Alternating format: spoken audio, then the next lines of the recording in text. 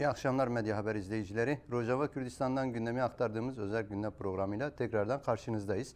Kürtler açısından kritik süreçler yaşanmaya devam ediyor. Geçtiğimiz hafta içerisinde de Orta Doğu'da yaşanan Amerika, İsrail ve İran savaşıyla beraber Güney Kürdistan ve Rojava Kürdistan'da yoğun gelişmeler oldu. Hem bir yandan saldırılar gerçekleşiyor, bir yandan bu saldırılara karşı Kürt halkının ve yetkililerin, yine askeri güçlerin açıklamaları oluyor. En son geçtiğimiz gün Rojava Kürdistan'a dönük de bir saldırı gerçekleşti. Özellikle Haseki alanındaki Kasriki bölgesine dönük bazı saldırılar gerçekleşmişti. Yine bunun yanında diplomatik faaliyetler de devam ediyor. Bir yandan entegrasyon süreciyle ilgili gelişmeler yaşanırken diğer yandan Suriye'nin geçici Cumhurbaşkanı Ahmet Şer'an'ın Avrupa'ya yapacağı ziyaret özellikle gündemimizde. Bu gündemleri stüdyoda bulunan siyasetçi arkadaşımız Hamit Arslan'la beraber sizler için değerlendireceğiz. Öncelikle stüdyomuza hoş geldiniz Hamit arkadaş. Hoş bulduk arkadaş. Yani özellikle bölgedeki savaşla başlayalım genel anlamda. Şu anda ciddi bir kriz, aslında dünya açısından da ciddi bir kriz. Hem Hürmüz Boğazı'nın kapalı olmuş olması, hem İran ve İsrail-Amerika arasındaki savaşın aslında kısa sürede bitmesi beklenirken biraz daha zamana yayılması ve stratejik bir hal alıyor olması. Dünyada genel nasıl bir hava yarattı? Şu anda bu savaşın dünya üzerindeki etkileri nelerdir? Evet. Programa başlarken Kürt Özgürlük Hareketi açısından ve Kürtler açısından bir kahramanlık haftasını daha yaşadık. Bu vesileyle bu kahramanlarımızı saygıyla anaraktan başlamak istiyorum. Bizleri bugünlere getiren, aydınlatan şehitlerimizi saygıyla anıyorum. Evet, yani belirttiniz, doğru. Dünya çalkalanıyor. Orta Doğu aslında kriz gittikçe büyüyor. Sorun sadece Orta Doğu krizi de değil, dünyayı etkileyen bir sorundur yani. Bu açıdan bakıldığında Orta Doğu'da savaş derinleşiyor yani. Ve derinleştikçe de hem bölgesel hem de küresel olarak birçok şeyi etkileyebilmektedir yani. Hemen hemen etkilenmeyen hiçbir şey yoktur yani. Hem sistemsel, hem ticari, hem ekonomik, hem politik, hem siyasi açıdan hemen hemen her şeyi etkileyebilmiş durumdadır. Çünkü 21. yüzyılda savaşın özellikleri değişti, karakteri değişti. Bununla birlikte yani mesela klasik savaş ve cephe savaşı artık aşıldı. Bundan sonra işte toplumsal dengeler, ekonomik ambargolar, enerji hatları savaşı, siyasal savaşlar, sistemsel savaşlar ve krizler beraberinde toplandı. Ekolojik krizler ve bu toplanmayla birlikte gittikçe daha büyük krizlere yol açtı. Şimdi Orta Doğu'ya müdahalenin geldiği aşama ise çok vahim durumlar yaşanıyor. Bakıldığında Orta Doğu'nun durumu artık böyle sadece iki devlet arasında veya üç devlet arasında yürütülen bir savaş değildir bu. İran Savaşı veyahut da İsrail Savaşı, ABD Savaşı değildir. Bir sistem savaşıdır, bir hegemonya savaşıdır. Ulusal arası güçlerin hegemonya kurmak istedikleri bir savaştır. Aynı şekilde bölgesel hegemon güçlerin, iktidar güçlerinin buna karşı gösterdikleri savaş ve çelişkilerin sonucudur yani. Bunun sonuçları nedir? Şimdi hangi aşamaya gelmiş? Küresel güçler açısından, hegemon güçler açısından yani durum vahim. Gittikçe küresel kriz haline geldi. Ambargo haline geldi. Ekonomi etkilendi, ticaret etkilendi, sistem olarak etkilendi. Dolayısıyla giderekten bu kriz büyüyor yani. Sorun sadece Hürmüz Boğazı değil, Hürmüz Boğazı'nda düğümlenen küresel krizdir yani. Küresel ticaret krizidir ve ekonomik krizdir. Aynı şekilde İran açısından da bakıldığında İran'da düğümlenen sadece bir devletin direnmesi değildir yani. Burada direnen bir uygarlıktır, eski bir uygarlıktır yani. Dolayısıyla bu savaş gittikçe İran devleti şahsında giderekten daha katılaşan, merkezcileşen bir devlet ve daha da saldırganlaşan, imkanlarını da kullanabilen bir durum aldı, bir hal aldı. Ve bu da daha tehlikeli bir boyutu beraberinde getirdi. Şimdi bundan sonraki süreç Hürmüz Boğazı, Bab-ül Mendeb'de var aynı şekilde. Şatul Arap'ta.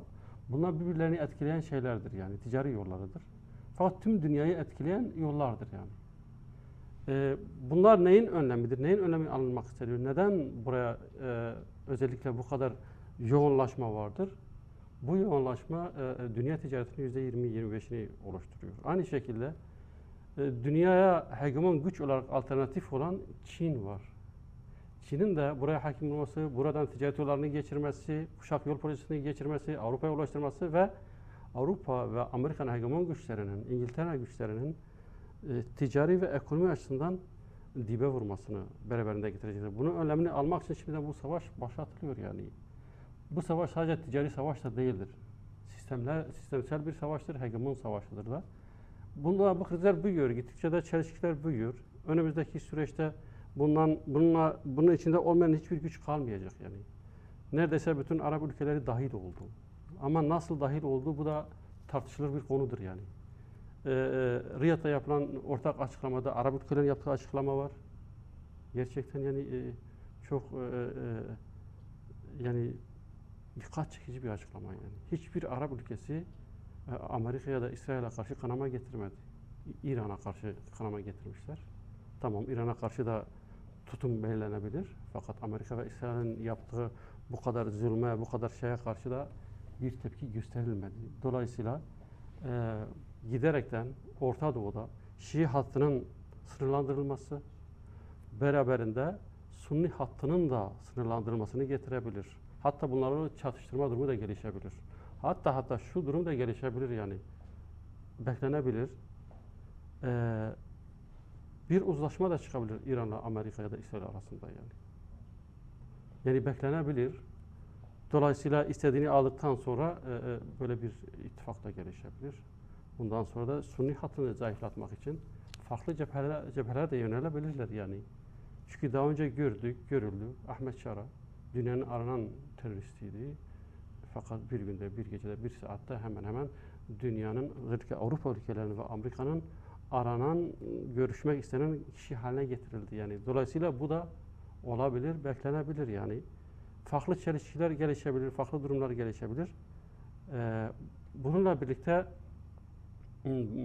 müzakere süreçlerinin dışında da belki sonuç alınmayabilir, daha vahim, daha büyük katliamlara yol açabilecek bazı girişimler de olabilir. Yerden işte İran'a girme, İran'ın hazırlıkları var, İsrail'i silip süpürme hazırlanıyor, belirtiliyor yani 1 milyona yakın asker hazırlamış. Eğer yerden İran'a girecek olurlarsa İran da İsrail'e girecektir yani. Böyle bir hazırlıkları da var. Ne kadar başarılı olur olmaz bilmiyoruz. Fakat bu bütün Orta Doğu'yu etkiliyor. Hatta Asya'yı etkiliyor. Avrasya'yı etkiliyor. Küresel bütün güçleri etkiliyor ve sonucu da bekleyip göreceğiz yani.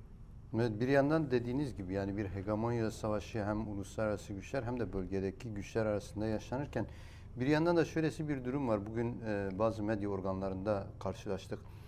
Şimdi Vietnam sürecine benzetilen bir süreç var. Yani özellikle Amerika'nın içerisinde yine Avrupa'da emperyal sistemin dayattığı savaşa karşı halkların barış talepleri biraz yükseliyor.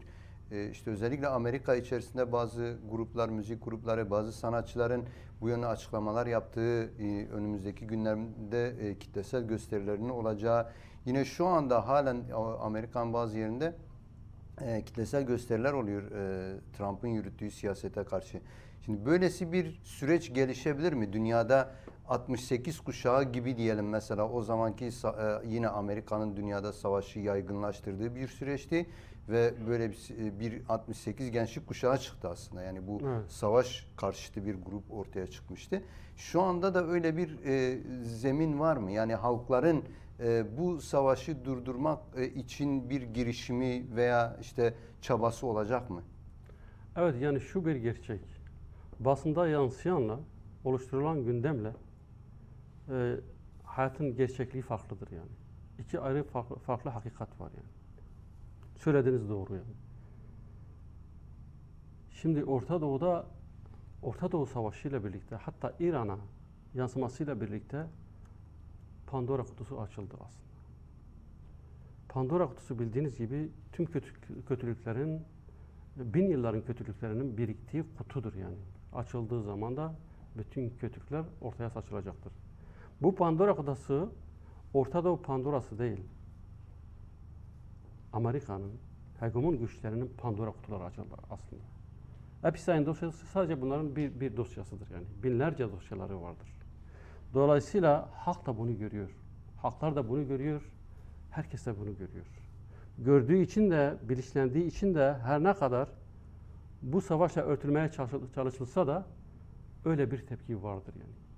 Sadece İran'dan değil, sadece Orta Doğu'dan değil, Kürdistan merkezinden değil, bütün dünyada Amerika'nın içinden dahi sesler var, haykırışlar var, kabul etmeme var, karşı çıkma var.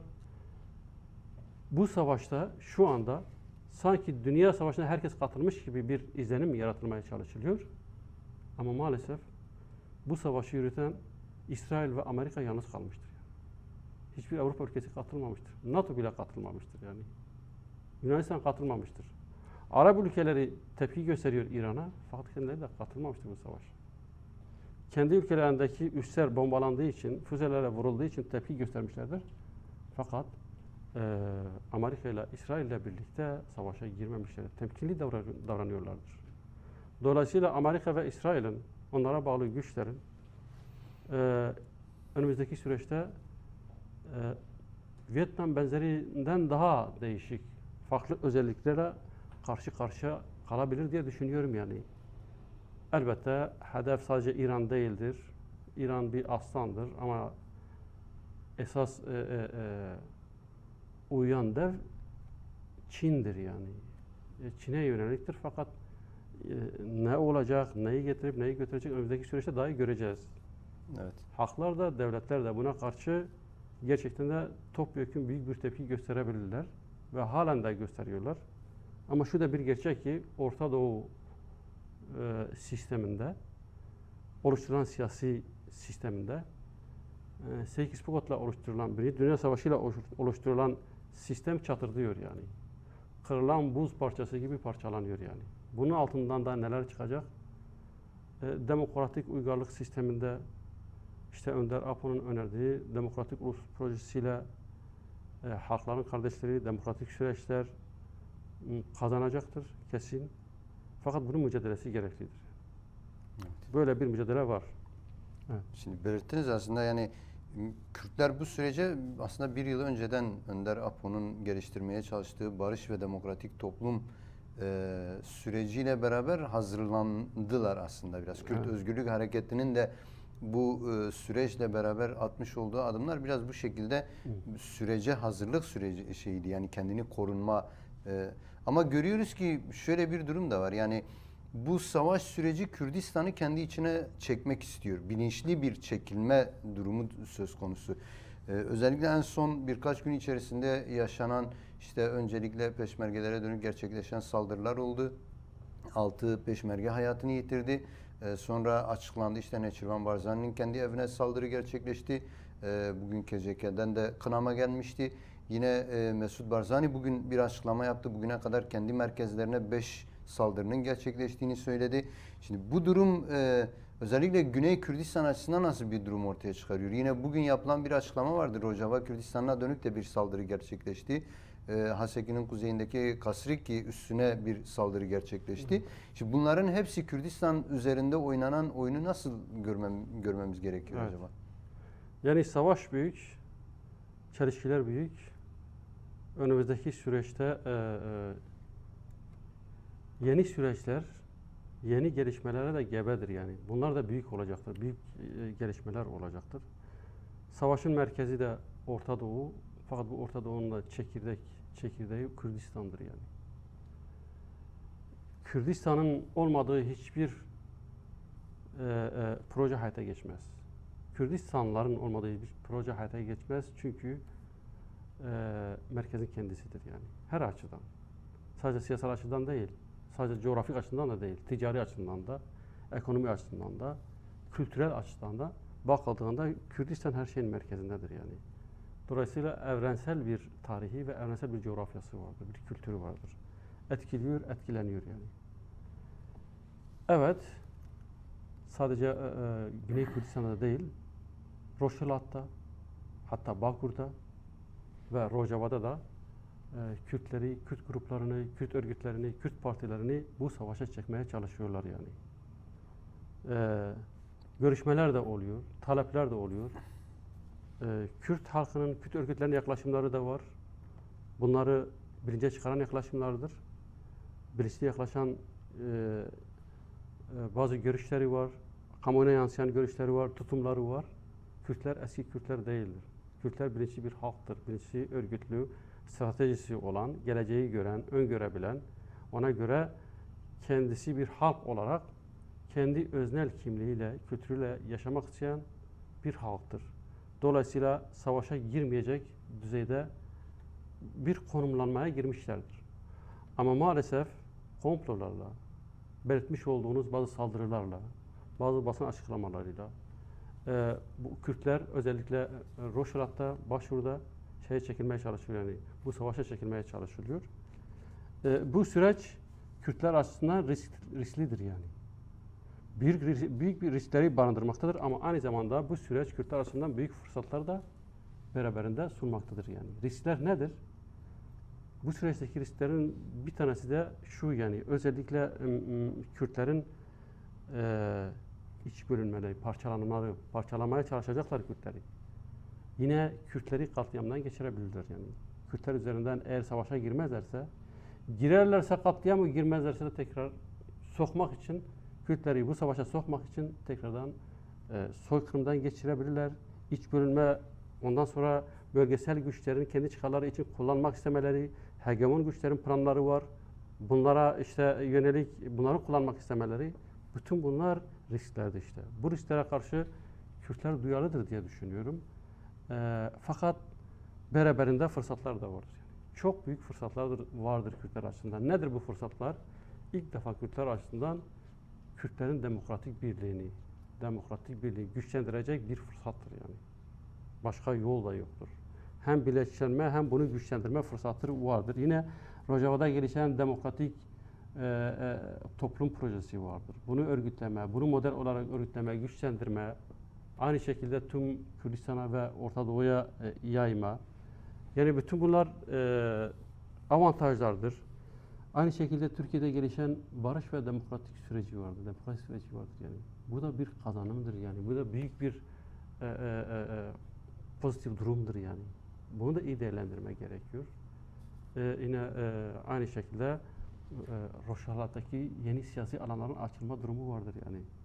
Bunları da Kürtler çok iyi değerlendirebilirse bence Kürtler açısından tarihi fırsatlar vardır ve bu tarihi fırsatları da büyük bir örgütlülük ve bilinçle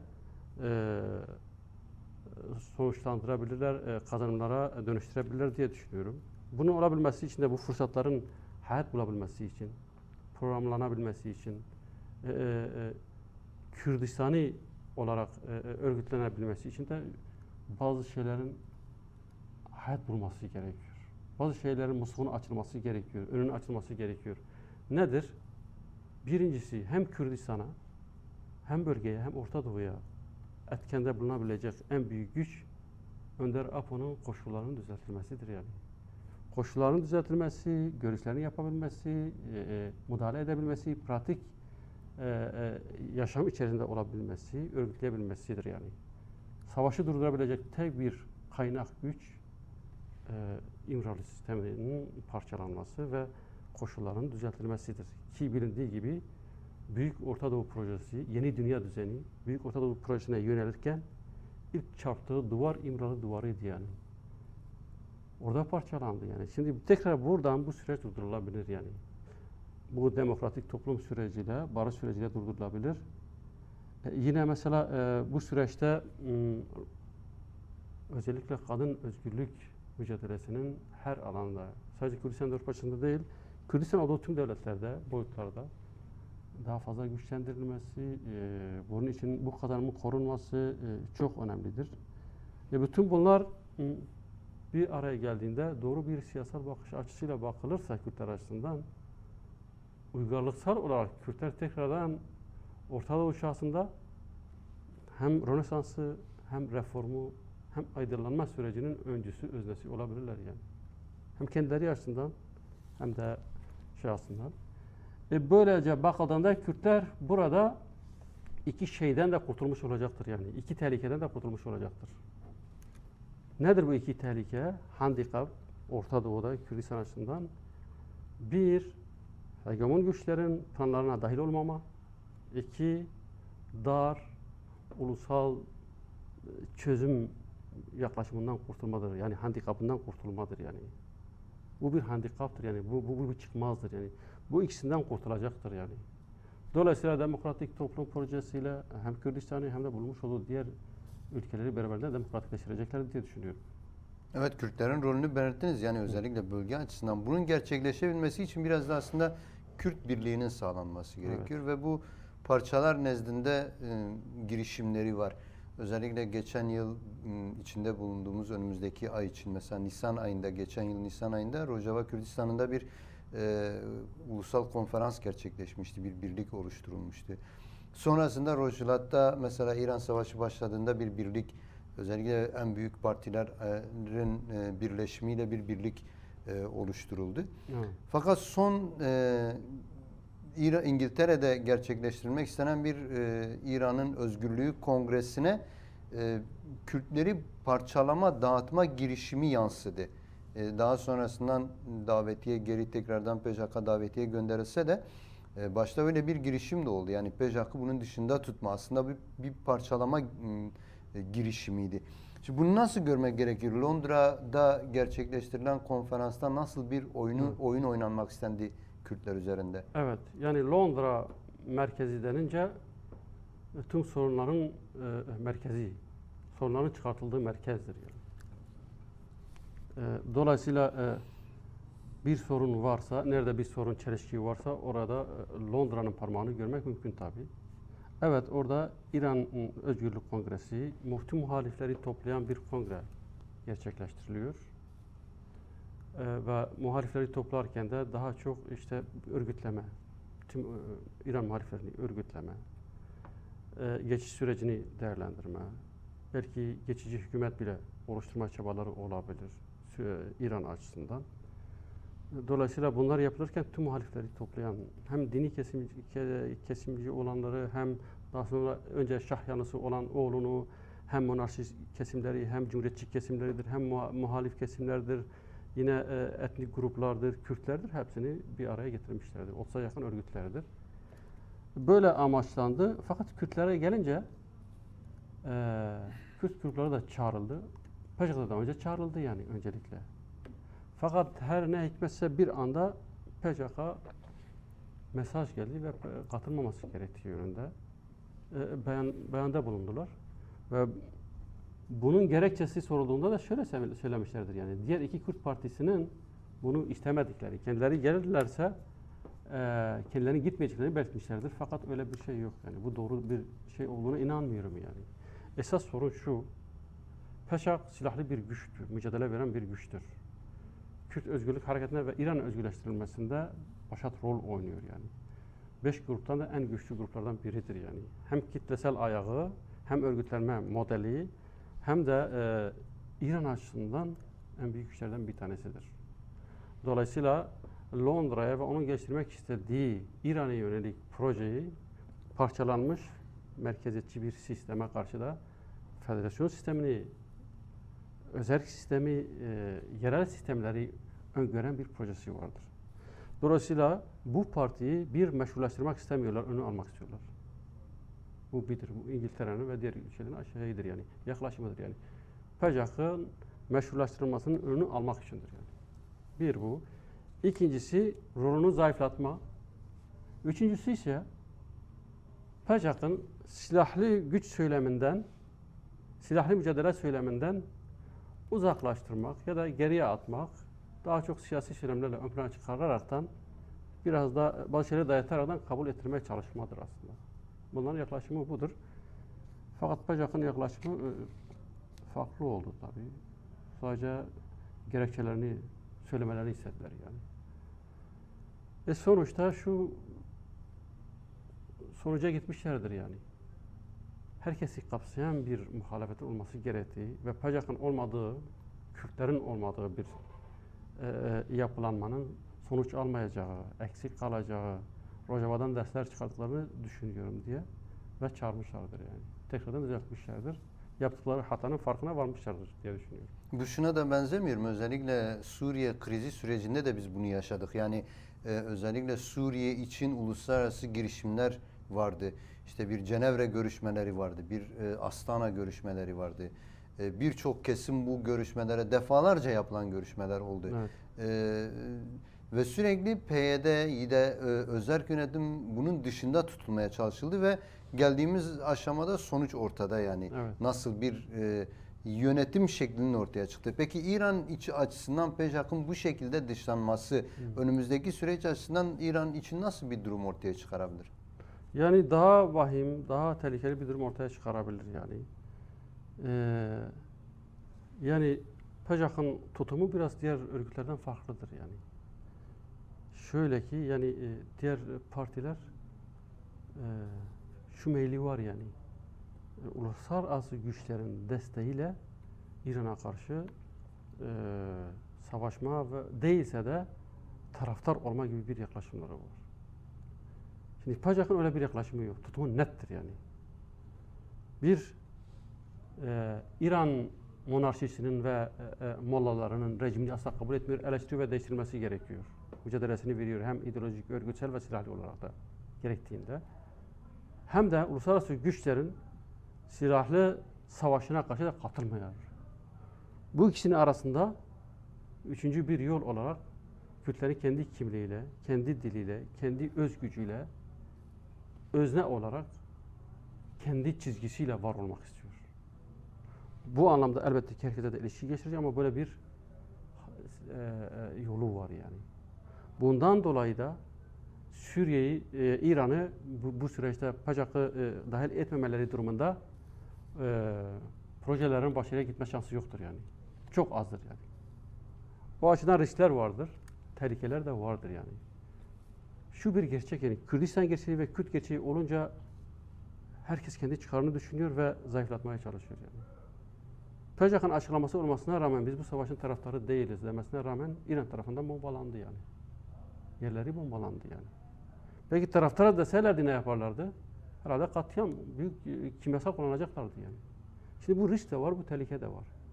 O açıdan yani PJAK'ın tutumu, Kürtlerin tutumu çok duyarlı, çok bilinçli ve taraf olmamayla kendi çizgisini sürdürme ve herkesle de ilişkilenme tutumu belirleyici olacaktır diye düşünüyorum. Tabii Rojava'dan da dersler çıkararak da. Evet. Rojava'da bazı sonuçlar çıktı yani. Hiç kimseye dayanmamak gerekiyor. Evet. Özellikle Rojava'ya değindiğiniz zaman ben yani Rojava'da da bu kapsamda yani entegrasyon süreciyle beraber halen süreç işliyor. Ağır aksak olsa da ama daha önce Şar'a tarafından Almanya'ya gerçekleşmesi düşünülen ziyaret ertelenmişti. Bugünlerde yani bugün ve yarın bu ziyaretin gerçekleştirileceği iletildi. Aynı zamanda Almanya'dan sonra İngiltere'ye de gideceği iletildi. Şimdi bu ziyareti nasıl okumak gerekiyor? Özellikle şimdi Halep Savaşı sürecinde, Halep saldırıları sürecinde bu ziyaret gerçekleşecekti. Fakat Almanya şimdi gelmesin demişti. Çünkü Kürtlerin yoğun tepkisi vardı. Şimdi bu tepkiler azalmış mı? Öncelikle onu sormak gerekiyor. Yani bu süreçte Şar'ın Almanya'ya gitmesi yani Kürtlerin tepkilerinin azalmasından mı kaynaklı bir bu? İkincisi de gerçekten şimdi Şar'a Almanya'da ve İngiltere'de ne yapmayı düşünüyor? Yani hesapları nedir? Ne tartışılacak? O konular ne masaya gelecek? Ne konular? Evet. Yani daha önce Ahmet Şar'a gitmek istemişti. Doğru. Süreç farklıydı ve Suriye'de iç sorunlar baş gösterdi. Özellikle de Avrupa'daki Kürtlerin, dostlarının tepkileri sonucu durdu yani. İngiltere'nin kendisi durdurdu yani. Amerika'nın kendisi durdurdu. Amaçları vardı, hedefleri vardı o zaman da. Şimdi Almanya Birleşmiş Milletler'in, Avrupa Birliği'nin en büyük ülkelerinden bir tanesidir yani. Almanya'ya gitmesi, Almanya'nın Ahmet Şara'yı ziyaret etmesi demek şu anlama geliyor yani. Avrupa Birliği'nin ve liderlerinin ve ülkelerinin Ahmet Şara'yı meşrulaştırması. Ahmet Şara artık bundan sonra Avrupa ile yeni bir sayfa açmasının kapısının açılmasıdır aslında. Bu kapı açılmak isteniyor ve meşrulaştırılmak isteniyor yani. Birincisi bu en önemli amaçlardan siyasi amaç bu. İkincisi ekonomik sorunlardan dolayı görüşmeler yapılacak diye düşünüyorum. Çünkü Suriye'nin durumu iyi değil ve ambargoların tamamıyla kaldırılması, desteklenmesi gerekiyor. Suriye'nin istikrara koşması gerekiyor. Bu bir ihtiyaçtır. Bu görüşmeler yapılacak, ticaret yolları açılacak, ticaretler yapılacak. Üçüncüsü ise mültecilerin durumu söz konusu. Yani sadece Almanya'da milyonlarca şey var yani. Suriyeliler var, Avrupa'da var. Özellikle de bu konu görüşülmesi, mültecilerin geri dönmesi için çalışmaların yapılması, bu yönlü şeyleri var. Bir siyasi, iki mülteci, üç göç, mültecilerin yeniden ülkelerine dönmesi yönünde şeyleri olur diye düşünüyorum. İngiltere açısından da şu ziyareti şu diye düşünüyorum. Bir, dış politikanın güçlendirilmesi. Bu dış politikayla birlikte de güvenliğin yeniden dizayn edilmesi, bunun için gerekli işte yardımlar almak için görüşmelerin yapılması. Ama özünde ise Ahmet Şara ve geçici hükümetinin meşrulaştırma ve muhatap alınması Avrupa tarafından bu kapı aralanmak isteniyor yani. Burada yine her Avrupa'ya giriş gelişte ya da diğer ülkelere giriş gelişlerde Kürtlere yönelik saldırılar oluyor, katliamlar oluyor, çelişkiler oluyor, pazarlıklar oluyor. Burada da olur mu, olmaz mı? Dikkat etmek gerekir diye düşünüyorum. Kesinlikle güvenmeme gerekir diye düşünüyorum. Fakat şu da bir gerçek. Almanya'da Kürtler çoktur. İngiltere'nin de üzerinde etkisi vardır. Amerika'da da. Kürtlerin baskısıyla, siyasi baskısıyla Almanya, Avrupa ve İngiltere Ahmet Şara'ya bunların karşılığında Kürt otoritesini, Kürt siyasetini, Kürt otonom olmasa da özelliğini, kısmi özelliğini kabul ettirmek için baskı yapacaklardır diye düşünüyorum. Yani bu görüşmeler sizin görüşlerinize göre entegrasyon süreci üzerine olumlu bir etki mi oynar yoksa olumsuz mu? Hani riskleri de içinde barındırır dediniz. Ama entegrasyon için yani en azından Kürtlere kültürel özellik ya da işte idari yapılarda bir özerk yapının oluşması konusunda baskı olumlu anlamda mı entegrasyonu etkiler? Evet, o anlamda söylüyorum çünkü Ahmet Şara ve Şam hükümetinin Avrupa'ya üye olması ya da Avrupa'ya meşruiyetini kazandırabilmesi için yerel yönetim şartını kendilerine uygulayacağını diye düşünüyorum yani. İlk etapta hepsi olmasa da maddeler halinde teker teker takip etme ve yerel yönetimleri, demokratik yerel yönetimlerin güçlendirilmesi vali sistemi olarak belirtiliyor fakat yönünde kendilerine şey olacak diye düşünüyorum yani. Aynı şekilde bu süreçte yani Şam'la Rojava arasında da görüşmeler daha sıklaşabilir. Evet bazı sorunlar var. Bazı ciddi temel sorularında şey var yani sorun var. Mesela kadın birliklerin ordusunun YPG'nin kabul edilmemesi durumu vardır. Şimdi Rojava devrimi denince kadın devrimi akla geliyor zaten. Kadın devrimidir, zihniyet devrimidir, kültür devrimidir, demokrasi devrimidir. Kadın ideolojisinin, kadın siyasetinin, ordusunun kabul edilmediği bir entegrasyon, demokratik entegrasyon olamaz. Ne olursa olsun içeriği sadece idari olabilir. Fakat cinsiyetçi bir yaklaşım olur. Hukuku da aynı şekilde. Kadının olmadığı bir yerde demokrasi olmaz yani. O açıdan bu tür sorunlar vardır. Bunlar da belki aşılmayabilir ama farklı maddelerle geçiştirilebilir diye düşünüyorum. Tartışmalar şey olabilir, hatta KASE'de bu süreçte kendini lağvedebilir resmi olarak. Karşılığında da bence bazı adımlar atılıyor zaten bazı adımlar fakat sorunlar da var. Ancak şunu da belirtmek gerekir yani Rojava açısından. Rojava ve Suriye'nin durumu 4 yıla kadar ne olacağı tam belli değildir yani. Yapılan anlaşmalar, ittifaklar da kırılgan bir zemin üzerinde yürüyor yani. Hukuki bir dayanağı yok çünkü. Bir şeyin anlam kazanabilmesi için o hukuka edilmesi ve hukukun da pratikte hayat bulması gerekiyor. Pratikte yaşanmayan bir hukuk hiçbir anlamı olmaz. Dolayısıyla yapılan anlaşmalar var. Özellikle de dil, eğitim, kültürün kabul edilmesi, eğitim süreçlerine kabul edilmesi ve bunun hayat bulması önemlidir Kürtler açısından. Şu anda bu tartışmalar yürütülüyor yani. Hukukta yeri olmazsa da söylemde kabul etme vardır. Ancak hukuka yedirmek gerekiyor. Hukuk komisyonu oluşturulması, hukukun yeniden düzenlenmesi gerekiyor diye düşünüyorum. O konuya ben tekrardan bir soru soracağım ama ona geçmeden önce arada ben bir soru sormak istiyorum.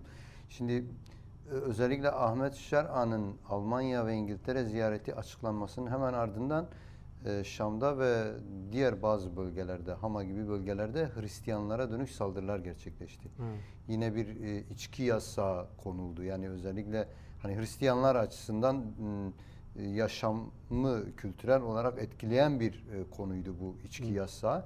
Şimdi bunları nasıl değerlendirmek gerekiyor? Yani bu Şar'anın ziyareti öncesi ziyaretleri provoke etme amacıyla yapılmış bir şey miydi? Yoksa böyle bir şey de var yani tartışma da var. Gerçekten şimdi Şar'a hükümeti bu konuda Hristiyanlara yani hani bileşenlerin temel kültürel haklarının savunması konusunda bir zayıflık yaşıyor. Hani Alevilere dönük saldırıları biliyoruz, Dürzilere dönük saldırılar. Bu aşamada Hristiyanlara dönük de böyle bir yaklaşım nasıl okunmalı? Evet.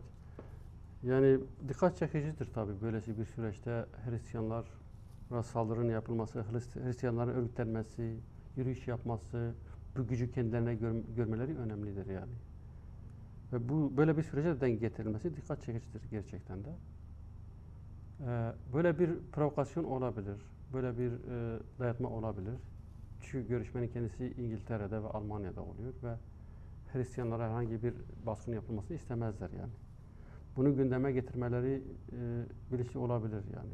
Bilinçli payı var. Fakat şöyle de bir gerçek de var Suriye'de. Mesela bir kavga oluyor bir yerde. Birisi öldürülüyor. Asayiş güçleri o olaya müdahale etmek için oraya gidiyor. Oraya gidiyor. Yanlışlıkla bir gence basıyor araç. Ondan sonra bütün halk ayaklanıyor. Onlara karşı şey yapıyorlar yani. Yani böyle bir şey olmayan şeyler de var ama doğanda gelişen şeyler var. Ki zaten Suriye'nin kendisi buna gebedir yani. Her soruna gebedir. Çünkü hiçbir sorunu çözmemiştir. Ertelemiştir, bastırmıştır, susturmuştur, öldürmüştür. Dolayısıyla fırsat bulduğunda bu sorunlar baş gösterecektir yani. Çözüm bulana kadar da baş gösterecektir diye düşünüyorum yani. Evet, provokasyonlar açık bir zeminde Evet. süreç ilerletilmeye çalışıyor. Evet. Bu anlamıyla özellikle entegrasyon açısından şunu sormak istiyorum. Yani bu Şam ziyaretinin ardından Şam'ın Almanya ve İngiltere ziyaretinin ardından Mazlum Abdi'nin de bir Şam ziyareti olması bekleniyor. Mazlum Abdi'nin Şam'a gitmesi bekleniyor. Evet. Şimdi bu görüşme Almanya ve İngiltere ziyaretinin ardından entegrasyon sürecini nasıl etkiler, olumlu mu etkiler? Az önce belirttiğiniz bir husus vardı mesela KSD'nin lağvedilmesi. Sipan Hamo'da yapmış olduğu bazı verdiği röportajlarda buna dönük bazı mesajlar veriyordu. Yani ziyaret sonrası, Şar'anın ziyareti sonrası entegrasyonda bir değişim zemini olabilir mi ve provokasyonlar özellikle? Şimdi sürecinde gördük, Nevroz sürecinde de gördük. Özellikle Nevroz ve sonrası süreçte Türkiye'ye bağlı emşat gruplarının halen sahada provokatif girişimleri var. Kobani'de bazı Kürt evlerine girmeleri gibi durumlar da yaşandı. Şimdi böylesi bir zemin içerisinde entegrasyon süreci bu görüşmelerin ardından nasıl devam eder? Daha olumlu bir havayla devam edebilir mi? Evet yani riskler var, sakıncalar var, zemin de var yani. Bu provokasyonlara zemin var yani. Hatta bu provokasyonu yaratmaya çalışanlar var yani. Şöyle bakanlar da var yani. Şu anda Rojava bitti, Rojava devrimi bitti, Rojava kalmadı gibi yaklaşımlar var yani. Bu Rojava ve Önder Apo'nun projesine yapılan saldırının bir devamıdır yani. Aslında böyle görmek gerekiyor. Rojava devrimi hiçbir zaman bitmedi. Rojava devrimi eksilmedi. Rojava devrimi parçalanmadı. Tersine Rojava devrimi yoğunlaştı. Rojava devrimi birikime yol açtı. Rojava devrimi bir zihinsel devrimdi. Rojava devrimi bir kadın devrimiydi. Rojava devrimi kültür ve demokrasi devrimiydi. Suriye'yi de etkiledi. Suriye'yi de etkiliyor. askeri güç olarak kendini ilave edecek, doğru, fakat askeri güç olarak kalacak. İdari sistem olarak kendisini ilave edecek ama idari bir sistem olarak tekrar kalacak yani. Demokratik entegrasyon tam uygulanırsa bu bir özelliktir yani. Bunu kendilerine yediremeyenler, kabul etmeyenler var yani, hala var. Provoke etmeye çalışanlar var. Aşiretleri hala örgütleyip Kürtlerin denetiminde, valisinin denetiminde kalmayın, kabul etmeyin, baş kaldırın, siz de gücünüzü ulaşın diyenler var. Türk istihbaratı bunu yapıyor, HTŞ istihbaratı yapıyor. Yapanlar var yani. Bu provokasyonlara açıktır hala yani. Bu yaklaşımlar var. Ama öte yandan şöyle bir gerçeklik de var yani. Ahmet Şara ve onun ekibiyle birlikte Rojava'ya gelip entegrasyonu sağlamaya çalışan güçler dahil Kürtleri yeni tanıyorlar yani. Kürtlerin demokratik zihniyetini, kültürünü, Suriye olacak olan katkılarını çok yakından tanımaya başlıyorlar yani. İlişkilenerekten, görerekten bunu görüyorlar, kabulleniyorlar yani. Kendi hatalarını da görüyorlar. Dolayısıyla bu anlamda bir demokratik entegrasyonda Suriye'yi etkileyecektir yani. Sipan Hamon'un Savunma Bakanlığı olması sadece kişi olarak görmeme gerekiyor. Yani Kürtler açısından orayı da demokratikleştirme olarak görmek gerekiyor. Her açıdan da. Bu açıdan baktığında Mazlum Abde'nin oraya gitmesi durumu söz konusu olabilir. Fakat şu da bir gerçek. Şunu da görelim. Ahmet Şara'nın ve hükümetinin, geçici hükümetinin Avrupa tarafından, Avrupa Birliği ve devletleri tarafından meşrulaştırması durumunda bir, Türkiye'nin ara rolü kalmayacak. 2, Irak'ın durumu değişecek. 3, Rojava'nın durumu da, siyasi durumu da, muhataplık durumu da farklı boyutlarda seyredebilir diye düşünüyorum. Türkiye gibi değil. Türkiye'nin ara rolü vardı, kaybolacak, azalacak. Ama ticari açıdan belki bazı kazanımları olabilir.